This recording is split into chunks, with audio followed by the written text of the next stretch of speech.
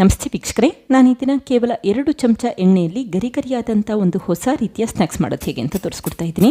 ನೋಡಿ, ಸ್ನ್ಯಾಕ್ಸ್ ಯಾವ ರೀತಿ ಗರಿಗರಿಯಾಗಿ ಬಂದಿದೆ ಅಂತ ಗೊತ್ತಾಗ್ತಾ ಇದೆ.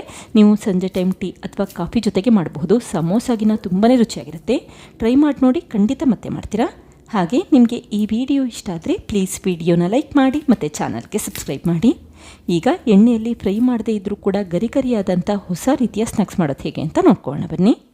ಮೊದಲು ಒಂದು ಪ್ಯಾನ್ಗೆ 1.5 ಕಪ್ಪಷ್ಟು ತಣ್ಣೀರು ಹಾಕ್ಕೊಳ್ತಾ ಇದ್ದೀನಿ. ಈಗ ನೀರನ್ನು ಬಿಸಿ ಮಾಡಲಿಕ್ಕೆ ಇಟ್ಕೊಳ್ಳಿ. ಇದೇ ಸಮಯದಲ್ಲಿ ರುಚಿಗೆ ತಕ್ಕಷ್ಟು ಉಪ್ಪು ಹಾಕ್ಕೊಂಡಿದ್ದೀನಿ.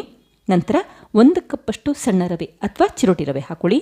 ಈಗ ಉರಿನ ಲೋ ಫ್ಲೇಮಲ್ಲಿ ಇಟ್ಕೊಂಡು ಕಂಟಿನ್ಯೂಸ್ ಆಗಿ ಮಿಕ್ಸ್ ಮಾಡ್ಕೊಳ್ತಾ ಇದ್ದೀನಿ. ಅಕಸ್ಮಾತ್ ಮನೆಯಲ್ಲಿ ಸಣ್ಣ ರವೆ ಇಲ್ಲ ಅಂತಂದರೆ ದಪ್ಪ ರವೆನ ಮಿಕ್ಸಿಯಲ್ಲಿ ರುಬ್ಬಿ ನಂತರ ಕೂಡ ಉಪಯೋಗಿಸಬಹುದು. ನೋಡಿ, ಈಗ ಮಿಶ್ರಣ ಗಟ್ಟಿಯಾಗಲಿಕ್ಕೆ ಶುರುವಾಗ್ತಾ ಇದೆ. ಹಾಗೆ ಮಿಶ್ರಣದಲ್ಲಿ ಗಂಟುಗಳಿರಬಾರ್ದು ಮತ್ತು ಈ ರೀತಿ ಉಂಡೆ ಕಟ್ಟಬೇಕು. ಅಲ್ಲಿವರೆಗೂ 1-2 ನಿಮಿಷ ಬೇಯಿಸ್ಕೊಂಡು ತಕ್ಷಣವೇ ಸ್ಟವ್ ಆಫ್ ಮಾಡ್ಕೊಳ್ಳಿ. ಹಾಗೆ ಈ ಮಿಶ್ರಣ ಸ್ವಲ್ಪ ತಣ್ಣಗಾಗಲಿಕ್ಕೆ ಹಾಗೆ ಇಟ್ಟಿದ್ದೀನಿ. ನಂತರ ಅರ್ಧ ಟೀ ಸ್ಪೂನಷ್ಟು ಅಜ್ವೈನ್ ಅಥವಾ ಓಂಕಾಳನ್ನು ಅಂಗೈಯಲ್ಲಿ ಉಜ್ಜಿ ಹಾಕ್ಕೊಳ್ತಾ ಇದ್ದೀನಿ. ಆವಾಗ ಫ್ಲೇವರ್ ಚೆನ್ನಾಗಿ ಬರುತ್ತೆ ಅಂತಷ್ಟೇ. ಓಂಕಾಳು ಇದ್ದರೆ ಉಪಯೋಗಿಸಿ, ಇಲ್ಲ ಅಂತಂದರೆ ಹಾಕಲಿಲ್ಲ ಅಂದರೂ ಕೂಡ ನಡೆಯುತ್ತೆ. ಈಗ ಉಗುರು ಬೆಚ್ಚಗಿರಬೇಕಾದ್ರೇ ಕೈಯಲ್ಲಿ ಬೇಗ ಮಿಕ್ಸ್ ಮಾಡ್ಕೊಳ್ತಾ ಇದ್ದೀನಿ. ನೋಡಿ, ಹಿಟ್ಟು ಸಾಫ್ಟ್ ಆಗಬೇಕು, ಅಲ್ಲಿವರೆಗೂ ಕೈಯಲ್ಲಿ ಚೆನ್ನಾಗಿ ನಾದಿಟ್ಕೊಳ್ಳಿ. ಈಗ ಈ ಕಲಸಿರುವಂಥ ಹಿಟ್ಟನ್ನು ಹಾಗೆ ಎತ್ತಿಟ್ಕೊಳ್ತಾ ಇದ್ದೀನಿ. ನಂತರ ಉಪಯೋಗಿಸ್ಕೊಳ್ಳೋಣ. ಇದೇ ಸಮಯದಲ್ಲಿ ಮತ್ತೊಂದು ಪ್ಯಾನ್ಗೆ 1 ಟೇಬಲ್ ಸ್ಪೂನಷ್ಟು ಎಣ್ಣೆ ಹಾಕಿದರೆ ಈ ರೀತಿ 1 ಟೇಬಲ್ ಸ್ಪೂನಷ್ಟು ಸಣ್ಣದಾಗಿ ಹೆಚ್ಚಿರುವಂಥ ಹಸಿರು ಮೆಣಸಿನ್ಕಾಯಿ, 1/2 ಟೀ ಸ್ಪೂನಷ್ಟು ಸಣ್ಣದಾಗಿ ಹೆಚ್ಚಿರುವಂಥ ಶುಂಠಿ, ಹಾಗೆ 1 ಟೇಬಲ್ ಸ್ಪೂನಷ್ಟು ಕರ್ಬೇವಿನ ಸೊಪ್ಪು ಹಾಕಿ ಫ್ರೈ ಮಾಡಿಟ್ಕೊಳ್ಳಿ. ನೋಡಿ, ಈ ರೀತಿ ಸ್ವಲ್ಪ ಬಣ್ಣ ಬದಲಾದ ನಂತರ ನಾನಿಲ್ಲಿ ಒಂದು ದಪ್ಪ ಈರುಳ್ಳಿನ ಸಣ್ಣದಾಗಿ ಹೆಚ್ಚಿ ಹಾಕ್ಕೊಂಡಿದ್ದೀನಿ. ಹಾಗೆ ಈರುಳ್ಳಿ ಫ್ರೈ ಮಾಡಬೇಕಾದ್ರೆ 1/4 ಟೀ ಸ್ಪೂನಷ್ಟು ಉಪ್ಪು ಹಾಕಿ ಫ್ರೈ ಮಾಡ್ಕೊಳ್ಳಿ. ಆವಾಗ ಈರುಳ್ಳಿ ಬೇಗ ಬಣ್ಣ ಬದಲಾಗುತ್ತೆ ಮತ್ತು ಚೆನ್ನಾಗಿ ಉಪ್ಪಿಡದಿರುತ್ತೆ ಅಂತಷ್ಟೇ. ಈಗ ಈರುಳ್ಳಿ ಬಣ್ಣ ಬದಲಾಗಬೇಕು, ಅಲ್ಲಿವರೆಗೂ ಫ್ರೈ ಮಾಡಿಟ್ಕೊಂಡಿದ್ದೀನಿ. ನೋಡಿ, ಯಾವಾಗ ಈ ರೀತಿ ಬಣ್ಣ ಬದಲಾಗುತ್ತೆ ಆವಾಗ ಉರಿನ ಲೋ ಫ್ಲೇಮಲ್ಲಿ ಇಟ್ಕೊಂಡು ಅರ್ಧ ಟೀ ಸ್ಪೂನಷ್ಟು ಜೀರಿಗೆ ಪುಡಿ, 1/4 ಟೀ ಸ್ಪೂನಷ್ಟು ಅರಿಶಿಣದ ಪುಡಿ, ಅರ್ಧ ಟೀ ಸ್ಪೂನಷ್ಟು ಅಚ್ಕಾರದ ಪುಡಿ, ಹಾಗೆ 1/4 ಟೀ ಸ್ಪೂನಷ್ಟು ಗರಂ ಮಸಾಲ ಪುಡಿ ಹಾಕ್ಕೊಂಡಿದ್ದೀನಿ. ಈಗ ಮತ್ತೆ ಒಂದ್ಸರಿ ಮಿಕ್ಸ್ ಮಾಡಿಟ್ಕೊಳ್ಳಿ. ಈ ರೀತಿ ಮಿಕ್ಸ್ ಮಾಡಿಟ್ಕೊಂಡ್ರೆ ಸಾಕು. ಕೊನೆಯದಾಗಿ 3 ಮೀಡಿಯಮ್ ಸೈಜ್ ಆಲೂಗೆಡ್ಡೆನ ನೀರಿನಲ್ಲಿ ಬೇಯಿಸಿ ಸಿಪ್ಪೆ ತೆಗೆದು ಮ್ಯಾಶ್ ಮಾಡಿ ಹಾಕ್ಕೊಳ್ತಾ ಇದ್ದೀನಿ. ನೀವು ಎಷ್ಟು ಪ್ರಮಾಣದಲ್ಲಿ ಸ್ನ್ಯಾಕ್ಸ್ ಮಾಡ್ತೀರಾ ಅದನ್ನು ನೋಡಿಕೊಂಡು ಆಲೂಗೆಡ್ಡೆ ಉಪಯೋಗಿಸ್ಕೊಳ್ಳಿ.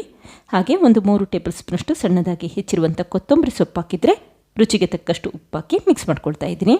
ಹಾಗೆ ಈರುಳ್ಳಿ ಫ್ರೈ ಮಾಡಬೇಕಾದ್ರೆ ಮೊದಲೇ ಉಪ್ಪು ಹಾಕಿರೋದ್ರಿಂದ ಈಗ ನೋಡಿಕೊಂಡು ರುಚಿಗೆ ಎಷ್ಟು ಬೇಕು ಅಷ್ಟು ಮಾತ್ರ ಉಪ್ಪು ಹಾಕೊಳ್ಳಿ. ಕೊನೆಯದಾಗಿ ಅರ್ಧ ಟೀ ಸ್ಪೂನಷ್ಟು ಚಾಟ್ ಮಸಾಲ ಪುಡಿ ಹಾಕ್ಕೊಳ್ತಾ ಇದ್ದೀನಿ. ಚಾಟ್ ಮಸಾಲ ಪುಡಿ ಇದ್ದರೆ ಉಪಯೋಗಿಸ್ಕೊಳ್ಳಿ, ತುಂಬಾ ರುಚಿಯಾಗಿರುತ್ತೆ. ಇಲ್ಲ ಅಂತಂದರೆ 1 ಟೀ ಸ್ಪೂನಷ್ಟು ನಿಂಬೆ ಹಣ್ಣಿನ ರಸ ಹಾಕ್ಕೊಳ್ಳಿ ಅಷ್ಟೇ. ಈಗ ಮತ್ತೆ ಒಂದ್ಸರಿ ಮಿಕ್ಸ್ ಮಾಡಿಕೊಂಡು ತಕ್ಷಣವೇ ಸ್ಟವ್ ಆಫ್ ಮಾಡ್ಕೊಳ್ತಾ ಇದ್ದೀನಿ. ಈ ರೀತಿ ಆಲೂಗೆಡ್ಡೆ ಮಿಶ್ರಣ ಮಾಡಲಿಕ್ಕೆ ಕೇವಲ 5 ನಿಮಿಷ ಸಾಕು, ತುಂಬಾ ರುಚಿಯಾಗಿರುತ್ತೆ. ಹಾಗೆ ಈ ಮಾಡಿಟ್ಟಂಥ ಆಲೂಗೆಡ್ಡೆ ಮಿಶ್ರಣನ ಸ್ವಲ್ಪ ತಣ್ಣಗಾಗಲಿಕ್ಕೆ ಹಾಗೆ ಇಟ್ಟಿದ್ದೀನಿ. ನೋಡಿ, ಈಗ ಚೆನ್ನಾಗಿ ತಣ್ಣಗಾಗಿದೆ. ನಂತರ ಸ್ವಲ್ಪನೇ ಮಿಶ್ರಣ ತೆಗೆದಿಟ್ಕೊಂಡು ಉಂಡೆ ಮಾಡಿಟ್ಕೊಳ್ತಾ ಇದ್ದೀನಿ. ನೆಲ್ಲಿಕಾಯಿ ಗಾತ್ರದಷ್ಟು ಉಂಡೆ ಮಾಡಿಟ್ಕೊಳ್ಳಿ, ಆವಾಗ ಸ್ನ್ಯಾಕ್ಸ್ ಕೂಡ ಚೆನ್ನಾಗಿ ಬರುತ್ತೆ ಅಂತಷ್ಟೇ. ಈಗ ಉಳಿದಿರುವಂಥ ಮಿಶ್ರಣದಲ್ಲಿ ಕೂಡ ಉಂಡೆಗಳನ್ನ ಮಾಡಿಟ್ಕೊಂಡಿದ್ದೀನಿ. ಹಾಗೆ ಮೊದಲೇ ಮಾಡಿಟ್ಟಂಥ ರವೆ ಮಿಶ್ರಣದಲ್ಲಿ ಸ್ವಲ್ಪ ಮಿಶ್ರಣ ತೆಗೆದಿಟ್ಕೊಳ್ಳಿ. ನಂತರ ಅಂಗೈಗೆ ಸ್ವಲ್ಪ ಎಣ್ಣೆ ಹಾಕಿ ಸ್ಪ್ರೆಡ್ ಮಾಡ್ಕೊಳ್ತಾ ಇದ್ದೀನಿ. 2 ಹನಿಯಷ್ಟು ಎಣ್ಣೆ ಹಾಕಿ ನೀಟಾಗಿ ಸ್ಪ್ರೆಡ್ ಮಾಡಿಟ್ಕೊಳ್ಳಿ, ಆವಾಗ ರವೆ ಮಿಶ್ರಣ ಕೈಗೆ ಅಂಟೋದಿಲ್ಲ ಅಂತಷ್ಟೇ. ಈಗ ನೋಡಿ, ನಿಧಾನಕ್ಕೆ ಅಗಲ ಮಾಡಿಟ್ಕೊಳ್ತಾ ಇದ್ದೀನಿ. ತುಂಬ ದಪ್ಪನಾಗಿರೋದು ಬೇಡ, ಈ ರೀತಿ ಮೀಡಿಯಮ್ ಸೈಜಲ್ಲಿ ಅಗಲ ಮಾಡಿಟ್ಕೊಳ್ಳಿ. ನಂತರ ಆಲೂಗೆಡ್ಡೆ ಮಿಶ್ರಣ ಕರೆಕ್ಟಾಗಿ ಮಧ್ಯಭಾಗದಲ್ಲಿ ಇಟ್ಕೊಂಡು ಈ ರೀತಿ ನಿಧಾನಕ್ಕೆ ಕವರ್ ಮಾಡ್ಕೊಳ್ತಾ ಇದ್ದೀನಿ. ಹಾಗೆ ಉಂಡೆಗಳನ್ನಾಗಿ ಮಾಡಿಟ್ಕೊಳ್ಳಿ. ನೋಡಿ, ತುಂಬ ದಪ್ಪನಾಗಿ ಉಂಡೆ ಇರೋದು ಬೇಡ, ಈ ರೀತಿ ಮೀಡಿಯಮ್ ಸೈಜಲ್ಲಿ ಉಂಡೆಗಳನ್ನ ಮಾಡಿಟ್ಕೊಳ್ಳಿ. ಆವಾಗ ಸ್ನ್ಯಾಕ್ಸ್ನ ಬೇಯಿಸಲಿಕ್ಕೆ ಈಸಿ ಆಗುತ್ತೆ ಮತ್ತು ತುಂಬ ಗರಿಗರಿಯಾಗಿರುತ್ತೆ. ಇದೇ ರೀತಿ ಉಳಿದಿರುವಂಥ ಸ್ನ್ಯಾಕ್ಸ್ನ ಕೂಡ ಮಾಡಿಟ್ಕೊಳ್ತಾ ಇದ್ದೀನಿ. ಆದಷ್ಟು ಉಂಡೆ ಕಟ್ಟಬೇಕಾದ್ರೆ ಈ ರೀತಿ ಬಿಗಿಯಾಗಿ ಕಟ್ಟಿಟ್ಕೊಳ್ಳಿ ಮತ್ತು ಉಳಿದಿರುವಂಥ ಹಿಟ್ಟನ್ನು ತೆಗೆದಿಟ್ಕೊಳ್ಳಿ. ನೋಡಿ, ಪರ್ಫೆಕ್ಟಾಗಿ ರೌಂಡ್ ಶೇಪಲ್ಲಿ ಮಾಡಿಟ್ಕೊಂಡಿದ್ದೀನಿ. ಇದೇ ಸಮಯದಲ್ಲಿ ಒಂದು ಅಪ್ಪಂ ಪ್ಯಾನನ್ನು ಬಿಸಿ ಮಾಡಲಿಕ್ಕೆ ಇಟ್ಟಿದ್ದೀನಿ. ಈ ರೀತಿ ಸ್ವಲ್ಪ ಎಣ್ಣೆ ಹಾಕ್ಕೊಳ್ಳಿ, 1-2 ಹನಿಯಷ್ಟು ಎಣ್ಣೆ ಹಾಕ್ಕೊಳ್ಳಿ. ನಂತರ ಸ್ನ್ಯಾಕ್ಸ್ಗಳನ್ನ ನಿಧಾನಕ್ಕೆ ಇಟ್ಕೊಳ್ತಾ ಇದ್ದೀನಿ. ಹಾಗೆ ಉರಿನ ಮೀಡಿಯಂ ಫ್ಲೇಮಲ್ಲಿ ಇಟ್ಕೊಂಡು ನಿಧಾನಕ್ಕೆ ಅಪ್ಪಂ ಪ್ಯಾನಲ್ಲಿ ಬಿಸಿ ಮಾಡಲಿಕ್ಕೆ ಇಟ್ಕೊಳ್ಳಿ. ಈಗ ಲಿಡ್ ಕ್ಲೋಸ್ ಮಾಡಿ 5 ನಿಮಿಷ ಬೇಯಲಿಕ್ಕೆ ಇಟ್ಕೊಳ್ತಾ ಇದ್ದೀನಿ. ಹಾಗೆ ಮೇಲ್ಭಾಗಕ್ಕೂ ಕೂಡ 1-2 ಹನಿಯಷ್ಟು ಎಣ್ಣೆ ಹಾಕಿ ಬೇಯಲಿಕ್ಕೆ ಇಟ್ಕೊಳ್ಳಿ. ಈಗ 5 ನಿಮಿಷ ಆಗಿದೆ. ನಿಧಾನಕ್ಕೆ ಇನ್ನೊಂದು ಸೈಡ್ ಟರ್ನ್ ಮಾಡ್ಕೊಳ್ತಾ ಇದ್ದೀನಿ. ತುಂಬ ಜಾಸ್ತಿ ಉರಿ ಇಟ್ಕೊಂಡು ಬೇಯಲಿಕ್ಕೆ ಇಡಬೇಡಿ, ಆದಷ್ಟು ಸಣ್ಣ ಉರಿ ಅಥವಾ ಮೀಡಿಯಂ ಫ್ಲೇಮಲ್ಲಿ ಇಟ್ಕೊಂಡು ಬೇಯಲಿಕ್ಕೆ ಇಟ್ಕೊಳ್ಳಿ, ಆವಾಗ ಹೊರಭಾಗ ತುಂಬಾ ಗರಿಗರಿಯಾಗಿರುತ್ತೆ ಅಂತಷ್ಟೇ. ನೋಡಿ, ಈ ರೀತಿ ಬಣ್ಣ ಬದಲಾಗಬೇಕು. ಸುತ್ತ ಕೂಡ ಈ ರೀತಿ ತಿರುಗಿಸ್ಕೊಂಡು ಬೇಯಿಸ್ಕೊಳ್ಳಿ, ಆವಾಗ ಸುತ್ತ ಕೂಡ ಗರಿಗರಿಯಾಗಿರುತ್ತೆ. ಯಾವಾಗ ಸ್ನ್ಯಾಕ್ಸ್ ಬಣ್ಣ ಬದಲಾಗುತ್ತೆ ಮತ್ತು ಗರಿಗರಿಯಾಗಿರುತ್ತೆ ಆವಾಗಷ್ಟೇ ಹೊರಗಡೆ ಎತ್ತಿಟ್ಕೊಳ್ಳಿ.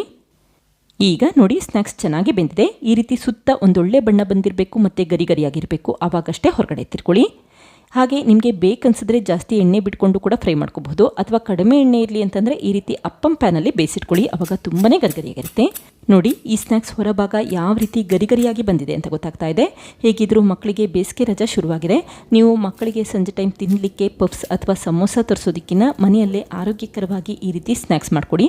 ಮಕ್ಕಳಿಗಂತೂ ತುಂಬ ಇಷ್ಟ ಆಗುತ್ತೆ, ಮತ್ತೆ ಮತ್ತೆ ಕೇಳಿ ಮಾಡಿಸ್ಕೊಳ್ತಾ ಇರ್ತಾರೆ. ನೋಡಿದ್ರಲ್ಲ ಫ್ರೆಂಡ್ಸ್, ಎಷ್ಟು ಸುಲಭವಾಗಿ ಕೇವಲ 2 ಚಮಚ ಎಣ್ಣೆಯಲ್ಲಿ ದಿಢೀರಾಗಿ ಗರಿಗರಿಯಾದಂಥ ಒಂದು ಹೊಸ ರೀತಿಯ ಸ್ನ್ಯಾಕ್ಸ್ ಯಾವ ರೀತಿ ಮಾಡ್ತೆ ಅಂತ ಗೊತ್ತಾಯ್ತಲ್ವಾ. ನೀವು ಕೂಡ ಒಮ್ಮೆ ಟ್ರೈ ಮಾಡಿ ನೋಡಿ, ಖಂಡಿತ ಮತ್ತೆ ಮಾಡ್ತೀರಾ. Thank you. ಲೈಕ್ ಮಾಡಿ ಮತ್ತು ಸಬ್ಸ್ಕ್ರೈಬ್ ಮಾಡಿ.